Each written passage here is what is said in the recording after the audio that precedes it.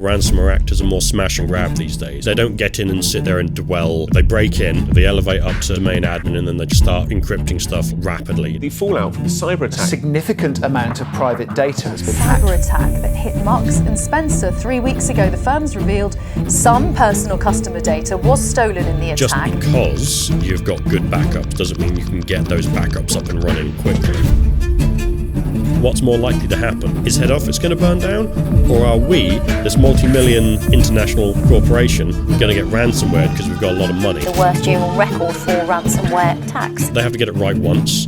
You've got to get it right every single time. Welcome to today's episode of Experts in Polo Shirts. Today we're going to be talking about criticality and understanding the question, is your disaster recovery platform your last line of defence and who's defending it? Sounds good to me. Where do you see the biggest attack coming from now? Is it in terms of like external access into like a web front end, or is it still the end user? Actually, interestingly enough, in the last year or so, it has flipped back again. So now most ransomware attacks, the majority of them, their initial access is again coming from external facing attack surface and being broken open. So, hacking your firewall because, Cisco have left another hard-coded credential in their firewall that they can just go, oh, look at that, tippy-tappy-tappy, and I've logged in, and then pivoting on into the network. There's a really interesting report put out by Sophos. So Sophos they do a state of ransomware report every year. I've been reading it for a good few years now because I used to do a lot of work with them. We're a CrowdStrike house now because the EDR is arguably probably better, but the research teams at Sophos are still great.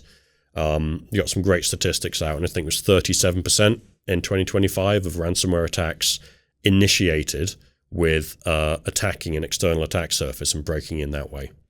Then immediately after that, it's phishing, identity compromise, password stuffing. The next three most used techniques are all identity driven. Yeah. So I guess if you want to bundle all of the identity into a single column, it probably outweighs external attack surface attack, but it's so important. Identity really is becoming one of the most important areas to secure these days, especially when it comes to DR. Yeah, it's so easy to do with DR as well, which is the annoying thing. It's just it's a separate tenant, it's a separate identity solution for those ones.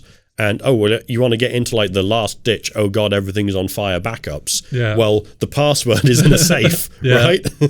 Nobody knows it unless you need it. Yeah. And I think looking at the incident with Marks and Spencers that you've seen, I think people need to realise how long it can actually take to recover from something like that. 100%, because sure, you've got backups, and say, well, let's go take Marks and Spencers again. There was a ransomware attack, right? So all of their hard drives will have been encrypted. They probably, I didn't read the minutiae, but I expect they got into the physical hosts. Yeah, encrypted the VM disks at the host level. And recovering from that I was like, oh sure, let's just restore to our last known good snapshot, which was a week ago. Yeah. How do you know the bad actors weren't already in your network and already have persistence set up? That was my question for you, really, in terms of how would you work backwards from a situation like that? Yeah. So, for instance, like you say, they've got it encrypted it. It's great. We've got backups. How do you know which point in time you can go back to? Because most people in the head will be like, let's just go back till tomorrow. We know the systems are okay yesterday. We don't want to lose any data. Yep. So that's the two-pronged problem again. There's how far back do you go? Yeah. Do you go back 3 months because you're pretty confident you'll be safe? More and more ransomware actors are more smash and grab these days. They don't get in and sit there and dwell for 6 months learning your network. They break in, they see what they've got, they try to, they elevate up to domain admin, and then they try to start encrypting stuff rapidly, in a week or three. Is it just because of the level of the tools we've got now to be able to detect that? Exactly, because things like EDR, so endpoint detection and response, is getting so good now that they can't afford to hang around. Yeah. Because the likelihood is the longer they hang around, the more likely they are to do something that's unusual. Yeah. And then that gets picked up by the SOC team. Yeah. So it's a lot more smash and grab. So that means you can go back 3 months and you'll probably be okay, but you just lost 3 months of data. Yeah. Or do you go back 3 days and it's okay, so now We know we're probably recovering to a known bad state, but it's not as bad as we are now because everything isn't encrypted and we haven't lost access. Yeah. At which point you're talking about bringing each individual machine you're recovering back online individually. Into an isolated network. Yeah, exactly. Running incident response on that system once it's online. Hopefully finding out routing and cleaning it all out as you go. Yeah. And that's a massive, massive deal. There's some vendors out there now that are offering like data detection and response to help you with that whole process. So they've got tooling built into the recovery process, which is really cool. But at the end of the day, do you trust them, or do you trust like the top-notch EDR vendors and instant response guys to bring the right tools? So I don't think it's a golden button, is it? Almost to have 100%. ASR backup in terms of click. Yeah, we've recovered. No, at the end of the day, your backups are your last line of defense. Yeah. They are there for if everything else has gone wrong. Yeah. So you need to protect them so well. But at the same regard, if you're having to fall back on like a full restore, you're already in a lot of pain. Yeah. Yeah, like I say, you read it more and more in the news now. Just companies just can't survive it, can they? No, they can't. Marks and Spencer's is just about back up and running now, and it's been a few months now at this point since they got hit. Their online shop, as an example, that was the heaviest hit. Yeah, that was down for months. It's because it's not just how much is it going to cost me to restore, how much is the ransom that they might have had to have paid. Yeah, you've got the opportunity cost. Now, how long was the business down and not operating? Then you got your reputational hit. Okay, how much are people not wanting to buy from you or deal with you anymore because you've got a bad security posture. Yeah, and in these days is kind of a state of affairs where it's almost a when, not an if. Yeah, you're going to get hit with something like this because once you reach a certain size, you're a target because you've got money, and that's all they're at. Like most of them motivated by these guys. These days, even it's money. That's what they want. And there's such an impact. And I wouldn't like to think the ICO fines as well, the Information Commission, for having all of their customer data probably just breached and looked at. I wouldn't be surprised if a load of it got exfiltrated. Oh, definitely be popping up. Exactly. The dark web, won't it? Mm-hmm. There'll be another news article in a few months going, Marks and Spencer attack leads to massive data leak. Because Bob we've got all this data. Bob buying his groceries and he bought something funny. Yeah. So that's always an interesting one. Yeah. But it's your last line of defense. You got to do it right. Yeah. I think it probably kind of leads on to kind of our next topic is, you've got these bells and whistles. You've set up your ASR, everything's there, but a lot of people don't actually test it, do they? In terms of IT teams, everyone's busy, aren't they? Things are moving so much faster than they used to now, but actually getting the time to sit there and test the platform correctly. Yeah. We've seen people in the past, I think more doing tests, they failed over and they're missing a firewall, or the firewall's not being configured correctly, they're missing rules. So it's actually kind of putting a plan together to get it tested. What's your recommendations in terms of how often should people be testing and kind of what level? Yeah, so personally, I think, because you need to be sure this is working right, you should be doing like a full-scale disaster, and I'm going to say like a disaster recovery test, because I'm not talking about not just your failover, but also checking that your backups that you've taken, your worst-case scenario, we've got to roll back, they work, because not everybody's tested that. There could be something wrong with the backup itself. It might not have, backed up the full system properly. I've seen it in a case of people like, we've got these systems backed up, and they've backed up the OS drive. Yeah. And the data drive that's got the databases stored on it that server needs aren't in there. Yeah, and someone's added a new disk and forgot to... Exactly, right. And the same thing can happen with ASR. Yeah. So you fail over to your site, and it's like, it's not working. Why is it not working? Well, the databases are dead because there's no databases. Yeah. So there's that whole complexity. You need to test it. And I think a lot of it is, it's not always necessarily the technical part, because the technical part, I say simple, but if you know what you're doing, it's very simple. Yeah. But I find it's the business part, isn't it? The people, the process. That's the bit that makes doing the test hard. Yeah. 100%. You got to get the time to do it. You got to get the sign off to do it, because there's potential disruption, especially if it goes wrong. Yeah. And the whole point is you're doing it to see, does it go wrong? Because you don't want it to go wrong. Yeah. It's much worse if it goes wrong during an actual live failover event than it is if it goes wrong during testing. It's almost be like a drill, shouldn't it? In terms of exactly. It's you exactly practice it that much that when the actual event comes, you're like, Alex, you know what you need to do. Matt, you know what you need to do. Exactly. You gotta nail the process as well, and you won't find. There's probably going to be bumps and hiccups in the process once you've first written it. Yeah. Got to find those, smooth them out. It's about, making everything more efficient so you can really hit your RPO, RTO targets. Yeah. And as for the frequency, once a year, I think, is probably the absolute minimum you need to be doing this. And that's full scale, does your failover work and function entirely as expected? Yes, brilliant. Do all of the backups you've taken, can you restore those to your new environment and have a working environment like relatively rapidly? And that's in a case of everything's actually died. And that would actually give you the timings as well, wouldn't it? So you could actually work out. Yeah, exactly. And then you should also do a test where, so we're now doing a recovery with presumed breached, backups. Yeah. How do we handle that? What's the process? What's our cleaning process? All of that sort of a thing. So that's really important as well. So once a year, kind of as a minimum. Yeah. Realistically, it could also be part of a wider scale business continuity test, or at least a suite of wider scale business continuity tests. So you should be doing things like, what happens if the head office burns down? Terrible, horrible thing to potentially happen. But how does the business continue if that's the case? Yeah. And you can sometimes sell it on that to the business, on that business and people process of what's more likely to happen.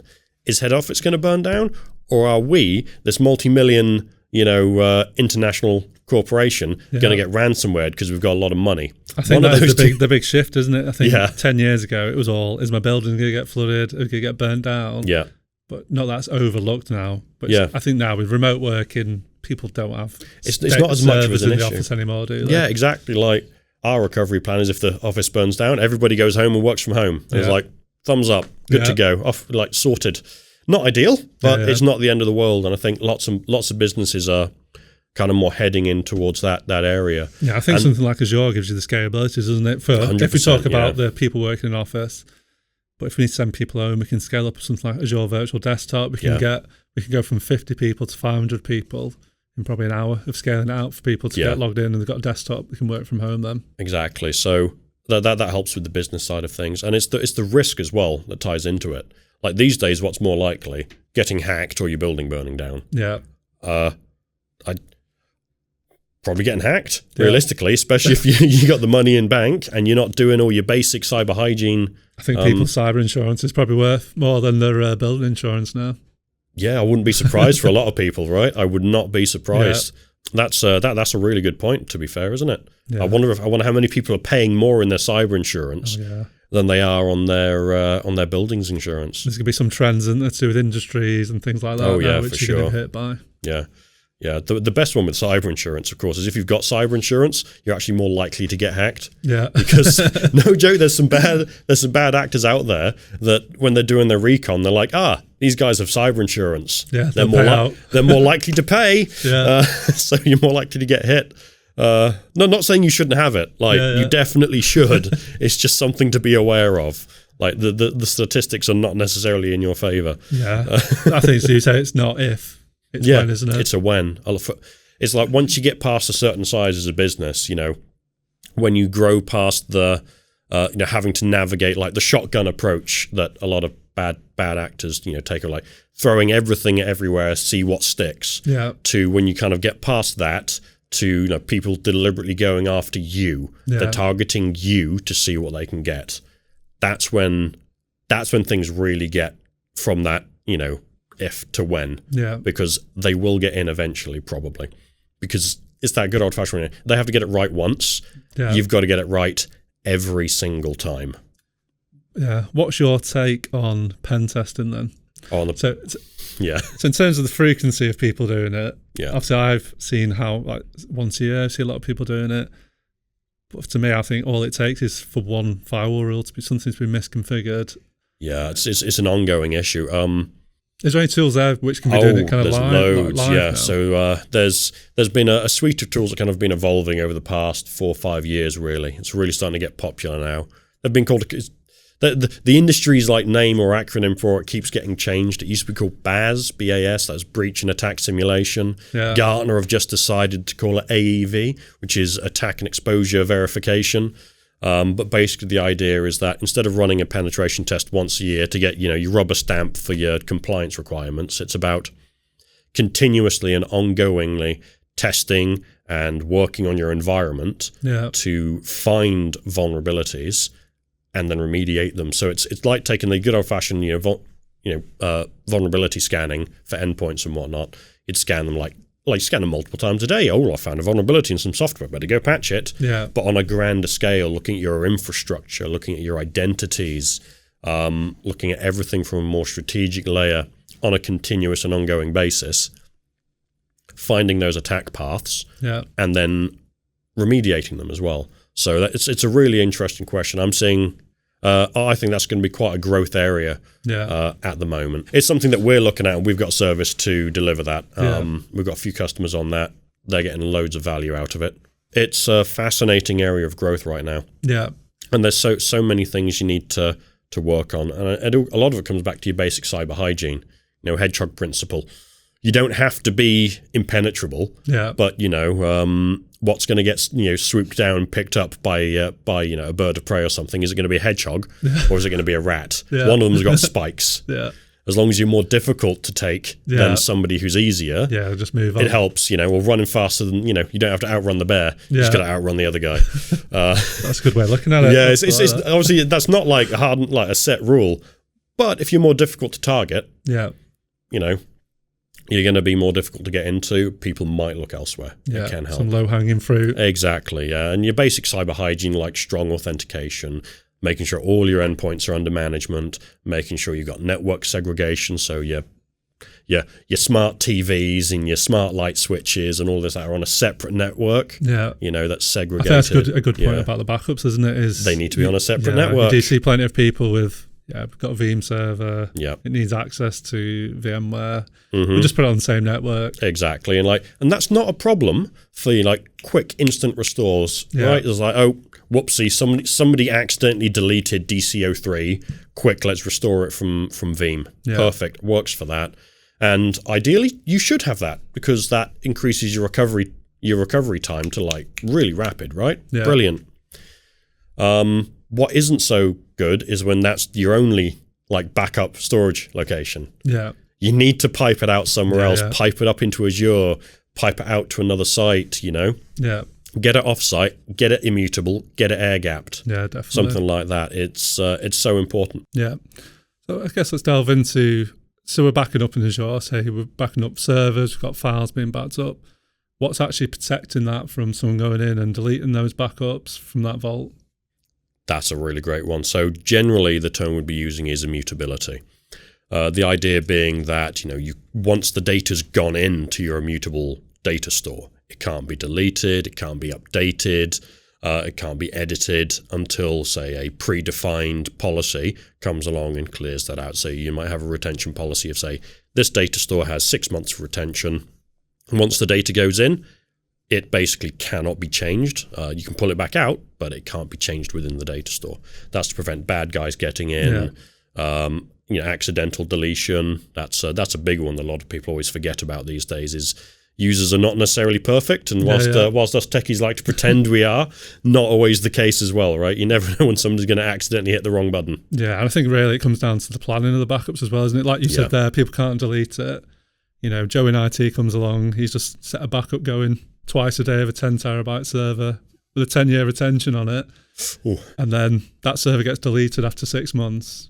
That data's stuck there, isn't it? For 10 years. Can be, yeah. So this is the great argument with immutability, especially. You need to make sure you've got your good retention policies that are accurate set up to begin with.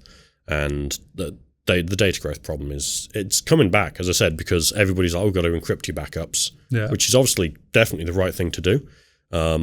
But whilst the view is storage is getting cheaper and cheaper, and arguably it is getting cheaper and cheaper and cheaper, but data is growing at almost the same, if not a greater rate at that point. Yeah, I think it's actually a business decision as well, isn't it? It's not just the IT team are coming in saying, I think this is what we should do. It's really speaking to the business, isn't it, and understanding is there any legal things they've got to do? Have they got to keep data for X amount of years? Yeah, exactly. So legal hold, archiving. You see it most commonly in things like emails, communications. They have to be held and archived for commonly like 7-10 years, depending on what legal sector you're working in. Finance, legal, whatever.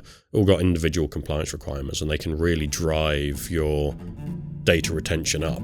Yeah. You might not even be part of the same standard backup solution a lot of the time. You put it into an email archiving solution is very common.